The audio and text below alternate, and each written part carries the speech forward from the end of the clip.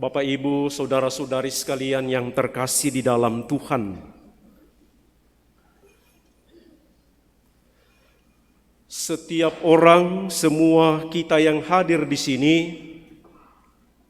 dan semua orang yang barangkali berada di tempat lain, punya harapan yang sama untuk selalu mengalami kebahagiaan. Bukan hanya diri kita yang mengharapkan kebahagiaan, tetapi orang lain seringkali mempunyai harapan terhadap diri kita supaya kita juga bahagia. Maka sering kita diberi kata-kata motivasi, jangan lupa bahagia. Atau semoga bahagia. Ketika kita masih anak-anak, ketika kita masih kecil, kebahagiaan itu kita ukur ketika kita menjadi pusat perhatian. Kalau kita diperhatikan oleh orang tua, diperhatikan oleh kakak, diperhatikan oleh om dan tante, kita mengalami kebahagiaan. Dan itulah kebahagiaan anak-anak kecil. Ia diperhatikan. Kalau dia tidak diperhatikan, maka dia merasa tidak bahagia. Karena itu kita menyaksikan anak-anak kecil disebut cari-cari perhatian. Membuat ulah, menangis, apapun dia lakukan supaya mendapat perhatian. Pusat kebahagiaan bagi dirinya adalah dirinya sendiri. Dirinya menjadi yang utama. Ketika kita telah menjadi dewasa, apalagi sekarang menjadi pengikut Kristus, kebahagiaan justru diarahkan tidak lagi menunjuk kepada diri sendiri, tetapi menurut Yesus dalam Injil hari ini, kebahagiaan itu akan diperoleh atau gambaran orang yang berbahagia itu ditunjukkan ketika pertama, ia mengarahkan dirinya tidak lagi pada diri sendiri tetapi sekarang kepada Tuhan. Karena itu Lukas menyatakan, berbahagialah orang yang miskin di hadapan Tuhan. Ia mengalami kebahagiaan ketika seluruh dirinya, keberadaannya diserahkan kepada Tuhan. Entah dia miskin, entah dia kaya, entah dia sukses, entah ia berhasil, ketika ia menyerahkan dan menyandarkan dirinya kepada Tuhan, dikatakan berbahagialah. Ketika ia menganggap Tuhan segala-galanya, ia merendahkan dirinya di hadapan Tuhan.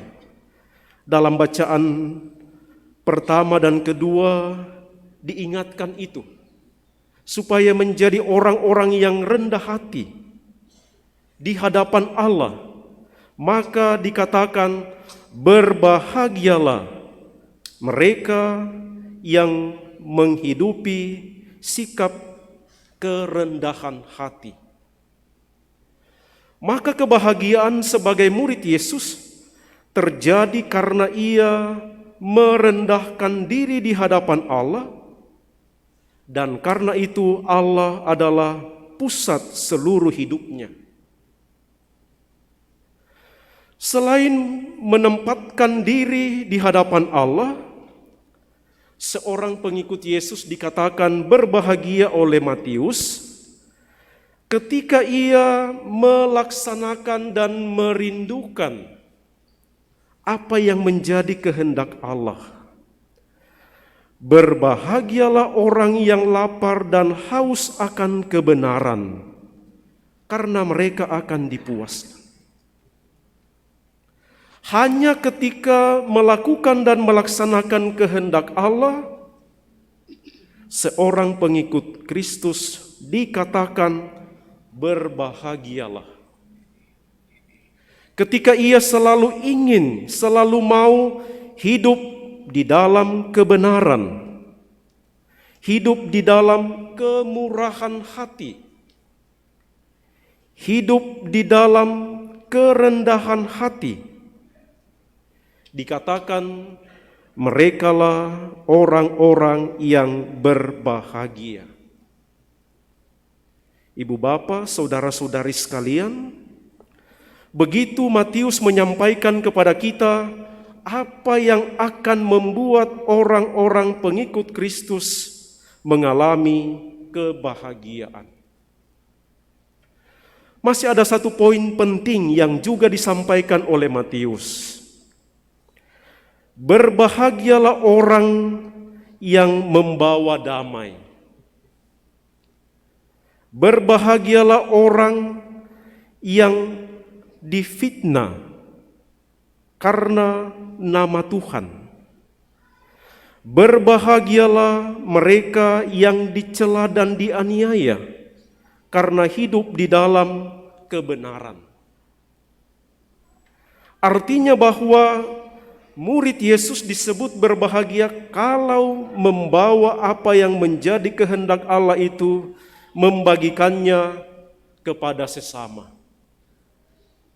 Tidak hanya melaksanakan untuk dirinya sendiri, tetapi kebahagiaan seorang pengikut Kristus ketika ia mampu berbagi, ia mampu membawa, ia mampu memberikan kepada sesama apa yang menjadi kehendak Allah. Dan saudara-saudari, kehendak Allah bagi kita sekalian adalah supaya kita semua mengalami keselamatan. Maka bawalah keselamatan itu kepada sesamamu. Bawalah kehendak Allah itu kepada orang lain. Tentu berbagai cara boleh kita pakai, boleh kita usahakan untuk membawa dan menyampaikan kehendak Allah itu kepada sesama. Membantu mereka yang miskin, memberi nasihat kepada yang melakukan dosa dan kesalahan, memberi ampun kepada mereka yang meminta maaf, dan teristimewa membuat orang lain sampai kepada keselamatan. Mudah-mudahan melalui cara kita berbicara, cara kita bekerja, cara kita bergaul, cara kita menyapa satu sama lain, di sanalah kita menjadi orang-orang yang berbahagia karena apa yang kita perbuat itu kehendak Allah bagi sesama. Mari kita mohon dalam perayaan Ekaristi ini, semoga di tahun baru Imlek, kita sekalian sungguh menikmati kebaikan-kebaikan Allah, dan karena itu kita menjadi pengikut-pengikut Kristus yang dikatakan berbahagia. Dan mudah-mudahan kebahagiaan itu menaungi seluruh hidup kita yang juga kita bagikan kepada sesama.